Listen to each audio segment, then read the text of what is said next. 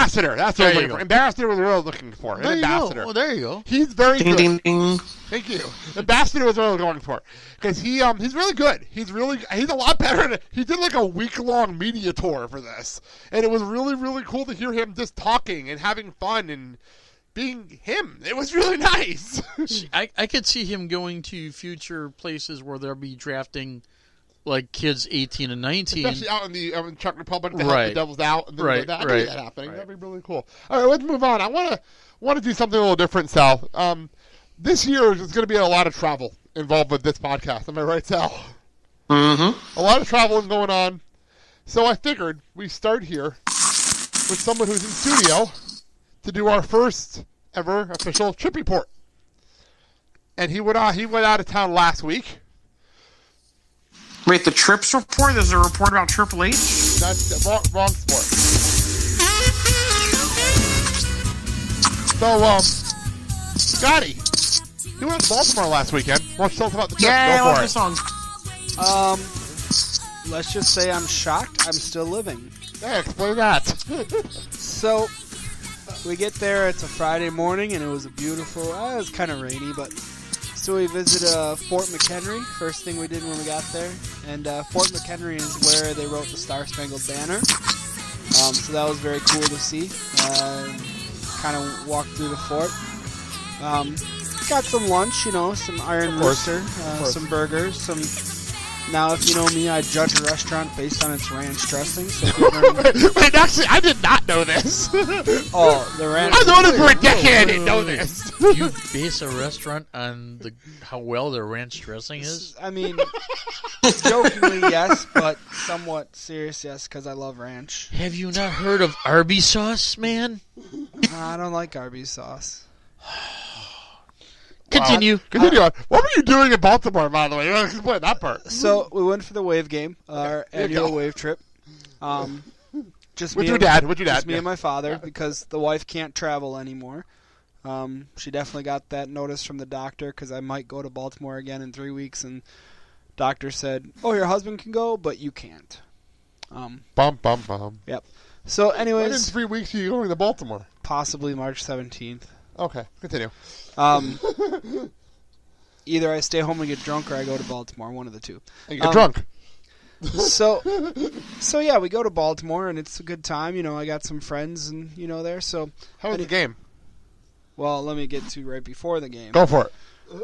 So 4:30, I messaged one of my friends, Lewis Melcher, and he says, "Traffic is bad. You're gonna need to leave now because Baltimore traffic is horrible." So let Chicago to the draft? It's worse than Chicago. So I said, okay. So we get ready. I put on my wave jersey, my scarf, my... By the way, okay, I have to comment on this picture that I get. I'm sitting...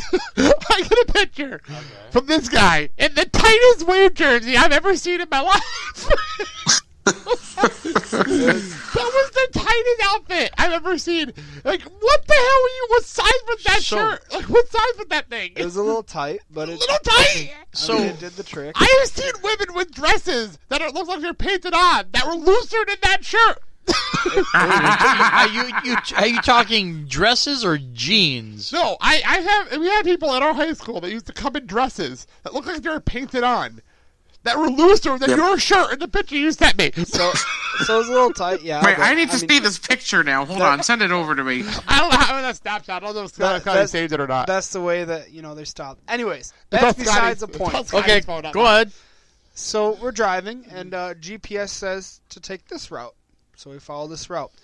Have any of you heard of a man named Freddie Gray? Name is ringing a bell to me. Baltimore? Do you know about... Is that the kid? Yes. Do you know about the Baltimore riots? Yes. Oh, yeah. Okay. Yes. So we're driving down the street, and we see all these broken down houses, like really bad. Okay. It's really bad. Like, I'm messaging my friend, and really bad. He's like an older gentleman. He's like, "I hope you brought your Kevlar vest because you're gonna need it." Oh, jeez. So we're driving down the street. I'm looking at these houses, and I'm like, "Oh, we're in West Baltimore now." He's like, "You better call your wife and tell her about your will because you're in a bad area." Like, it was the worst area. It made the north side look like Brookfield. Oh, so it's pretty much Patterson. So it was like all broken down. I'm used to that. boarded up. Everything, like all this, they had like brick stairs or like stone, stairways. Yeah. All of those were broken. We go down this one street because we take a detour. Okay. And there's like 6 guys standing out on, right in the street, kind of walking out in the street, whistling at girls that are walking across the street, and they just walk out. Like you could definitely tell it was like, gang-related stuff. And then they just drive out, one car drives out in front of us. So then we go through, and there's police cars blocking the street, at least 6 of them. So 6 cars blocking the street, and one random guy, just a random guy, directing traffic with his umbrella. Not even a cop? Is a random guy? Just a random guy street trafficking directing traffic with his umbrella. So was he directing traffic to these girls and where they can be picked up? I mean, he could have been their pimp. He looked like it. Well, I'm just saying I'm trying to connect the dots, but go ahead. So basically, this whole time I'm messing with my friend, he's like, "You're in like the worst area of Baltimore," and it was bad. I told our other friends who were there, like, "This is really bad. This is okay." And then we go to the game. Wave loses. Of course. I have culmination of the story. I have National Bohemian beer, which is surprisingly brewed in Milwaukee, but we don't sell it here. Of course not. Wait a second. So in Baltimore, you had a Milwaukee beer that you sold in Milwaukee. Well, is that what you're saying? Just because you can get more for it over in Baltimore. It was originally brewed in Baltimore. Oh, okay, that makes more sense. And then the company who bought it is from Milwaukee. So it's called National Bohemian, and the logo is like this weird guy with one eye. Okay. So I had the beer, got up the next morning, I didn't died. No, we stayed near the airport. And you made it to the airport okay? Made it to the airport okay the next morning, got on my flight. And now you're home. Came home. What a fun little story. I love the fact that he went into the worst part of Baltimore to tell the story. We were on Freddie Gray's street. We probably passed Freddie Gray's house. Okay, so he knew that we needed a story for this show. So I'm guessing the area that you were in was the heaviest area where the riots are. Right, we went right on the street, right on North Avenue. What the fuck is wrong with you? That's where our GPS took us to try and get onto the freeway 83. Like, wow. Was this a GPS on cell phone or a separate GPS unit? It was my father's GPS, and he has a Samsung iPhone. Oh, okay. Okay, let's move on. We have to get on. I have it. a couple things I want to hit before we get to the big celebration at the end here. So here we go. Okay, I figured, Sal, we haven't done this in a while. You know how I used to play a lot of some music from our church band? Yes. And I got one, and I saw the sheet. I was at church doing ushering this week, and I saw the sheet, and I was like, oh, I might record this one, because this is a good one. So let's go back to the Ridge this past Sunday. They performed this song.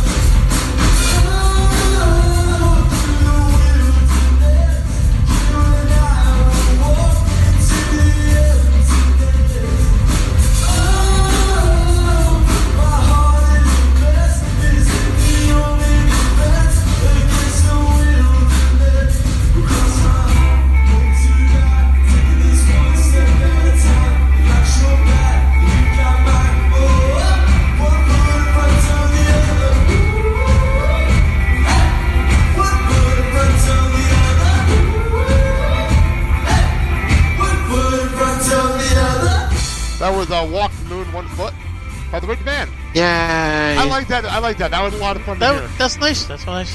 Yeah. It surprised me. I saw 1 foot. I'm like, oh, please do the Walk the Moon song. Please.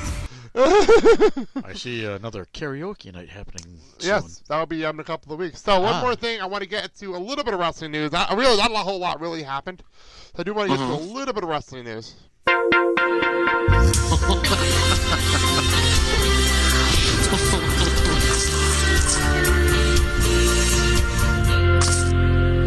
Well, I perked up for that. Of course you did.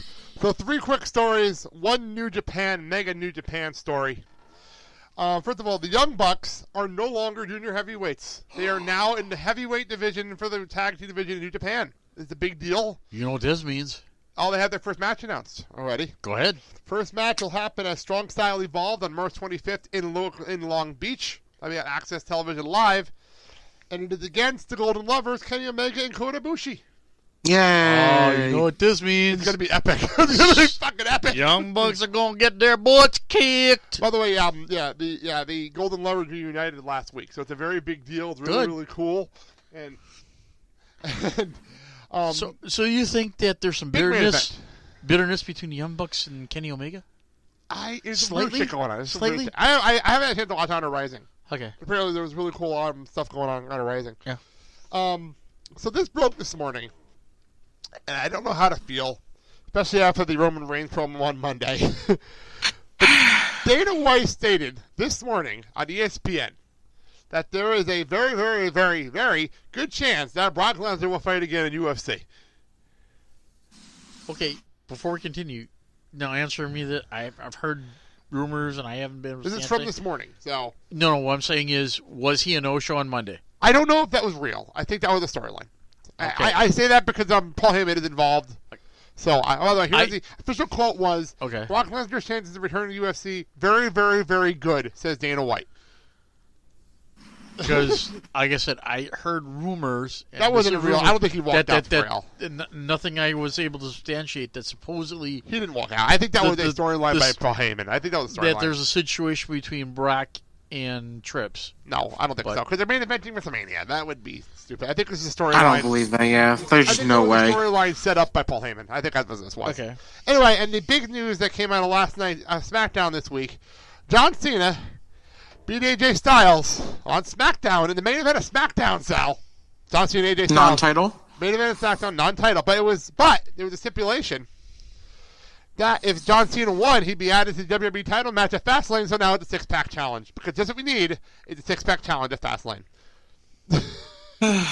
Lasai. Exactly. A free agent, and he went to SmackDown. Yes, because he wants the road to WrestleMania. So now, I don't know. Here's something I'm throwing out. Go for it. Tell Go for me it while whether we or get ready not for the good last or part of our show. yeah, good. That when he made his little speech on Raw on how he wanted to challenge the Undertaker at WrestleMania. I don't know if that's happening. I don't have a clue at this point. I don't even care. That's the best part about it. Is it bad that I don't care if Undertaker wrestles this year? My thing don't is, I think my thing is I think that would be good, But it's 5 years too late. I was gonna say, It's 5 years too late. if you're That was considering him, supposed to be the match that happened at WrestleMania. What was the WrestleMania that Cena? I think it was WrestleMania 32 that he missed because he was hurt, and then he came back and he saved The Rock against the Wyatts. Yeah, that was something, supposed to be yeah. Cena Taker's year. That was supposed to be that year. because I would say you do this only if you know that Undertaker is gonna be in the Hall of Fame. If he's not, It's not going to be in this year. He but was going to announce this year. But still, here's What the do you think, thing I'm Bruno looking at Sammartino? is, well, here's the thing I'm looking at is two things. Is Undertaker going to be 100% healthy? No. And second of all, there you go. Jeez. And second of all, You asked. is he going to have the right type of attitude and mindset to do this? I think it would be great, but I don't want to see it. That's the thing. As a fanboy, I say yeah, but as someone who wants the Undertaker to live, Why can't we do Sting Undertaker that the fans are demanding? Who's demanding this besides you? me. So that's two of us. See? Wow. See? But here's the thing. All right. So We have a since- lot of Stop on time that. between now and WrestleMania, and Okay. I want to Okay. I want to start getting into our big Show 200 stuff. So Okay, so let me ask this question now and throw it to the panel. I tried so hard. Is what did everyone think about the wonderful debacle that was the Elimination Chamber? it was an all right show. It wasn't great. It was an all right show. I mean, if you give it Alright. a letter rating, would you basically B D? minus, C plus. I wouldn't go that low. The women's match was good. I really enjoyed the women's match. Not enough blood. The women's match I thought was really good. The men's match was all right. It was the men's match was too predictable because I knew Roman Reigns was going to win. Because So the women's match was fun, Right. And then everything else was kind of filler. I heard I mean, I heard from people saying that the best match out of the whole thing was the women's match. it was the opener, and it was really good. It was really, really good. And, And- the fact that Alexa, Bailey, and Sasha were the ones that climbed the cage, I Yeah. thought that was pretty cool. Yeah. You know, those were the ones But that did once all the again, when he crazy got work, it was cool. when he got to the men's and you give this big was too push predictable. to Braun Strowman and he's red hot, you put a has been wannabe Hey, no stop. Okay. Stop. I know you guys are not Roman Reigns guys, but you can't call him a has-been or a wannabe. He's the main eventer of this show. He is Raw's main eventer. I hate to say it Lasagna. that way, and I don't like all right. defending Roman Reigns Okay. either.